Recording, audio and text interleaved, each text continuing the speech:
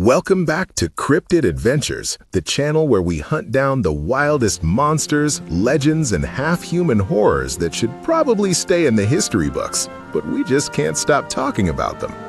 Last time, we got tangled up with the Kitsune, that sly, nine-tailed fox who's equal parts gorgeous and deadly, turning people's lives into her personal illusion playground.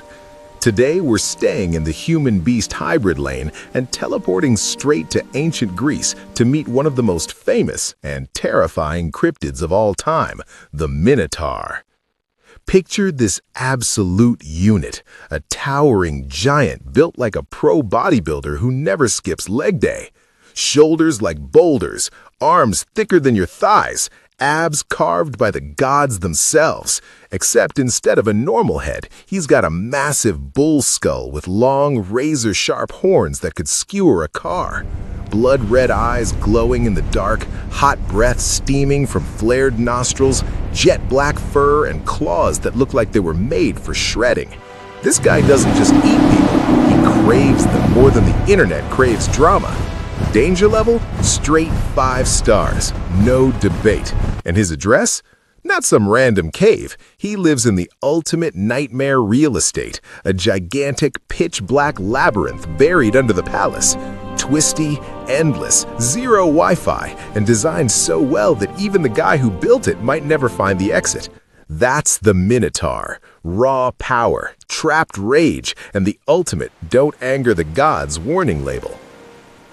The story starts on the sunny island of Crete. King Minos was the classic too clever for his own good ruler. He won the throne by sweet-talking the sea god Poseidon into giving him a divine endorsement. Poseidon, feeling generous, sent him the most beautiful white bull the world had ever seen. Snow-white coat, perfect muscles, golden horns shining like actual treasure. The deal was simple. Sacrifice the bull back to me as thanks. But Minos got greedy.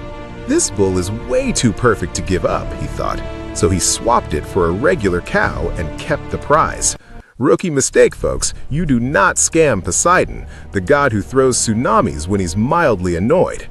Poseidon found out instantly, and instead of flooding the whole island like he usually would, he chose a much more personal revenge. You love bulls so much?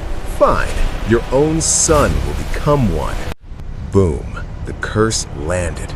Queen Pasiphae gave birth to a monstrous hybrid, human body, but a full bull's head with horns and everything. They named him Minotaur, literally Minos' bull, a walking, breathing reminder of Daddy's epic fail. The kid grew freakishly fast. In just a few years, he was the size of a giant, and his temper went from 0 to I eat people real quick. King Minos panicked. He hired the legendary architect Deadliest to build an enormous underground labyrinth right beneath the palace, dark, twisting corridors that felt alive, with no way out.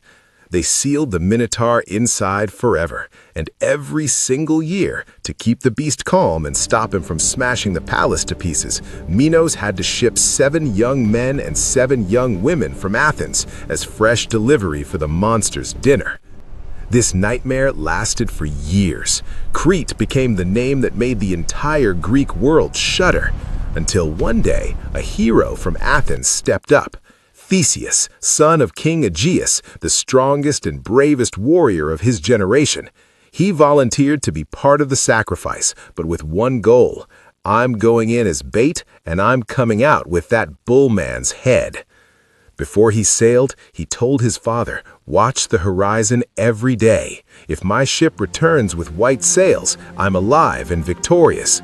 Black sails means I didn't make it."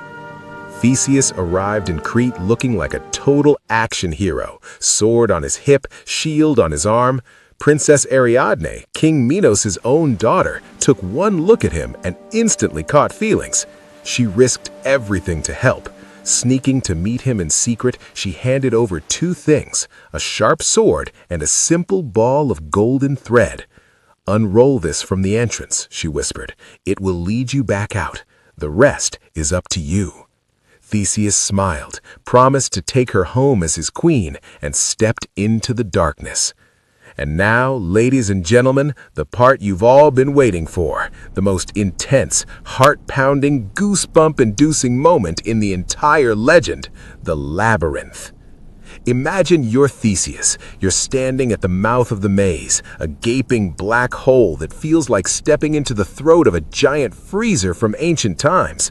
No flashlight, no map, no signal, just pure suffocating darkness that swallows you the second you cross the threshold. The air is thick, damp, and heavy.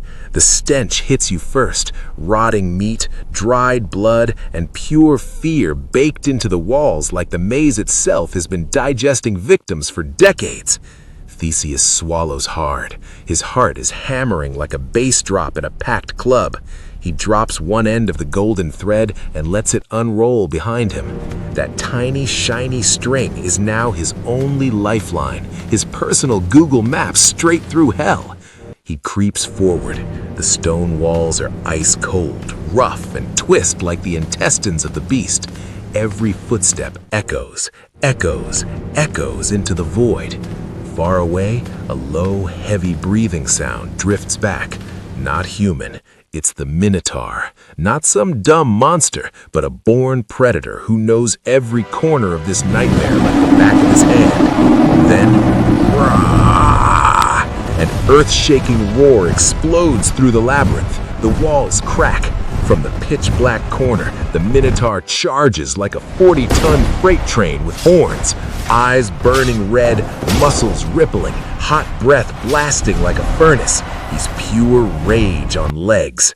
Theseus dodges the first horn strike by millimeters. His sword clashes against the horn with a deafening clang. The whole maze shakes. He rolls, swings hard, but the Minotaur is too strong, too fast, and way too comfortable in his own personal hell. The beast counters with a brutal headbutt. Theseus slams into the wall. Pain explodes across his body. Blood runs hot down his shoulder.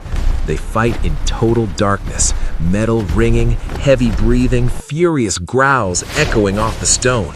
Every charge from the Minotaur feels like it could collapse the entire labyrinth. Theseus remembers Ariadne's words, always go downward, never left or right. Gritting his teeth through the pain, he dodges a killing blow, spins, and drives his sword straight into the creature's chest with everything he has. The Minotaur freezes. He lifts his massive head and lets out one final heartbreaking roar.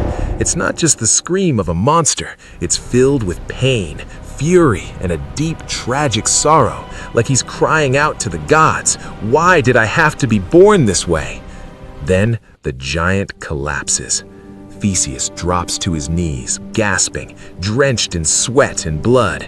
The golden thread is still gripped tight in his hand. He pulls it slowly, retracing every step until faint light appears at the entrance. He stumbles out, alive. Epic, brutal, unforgettable.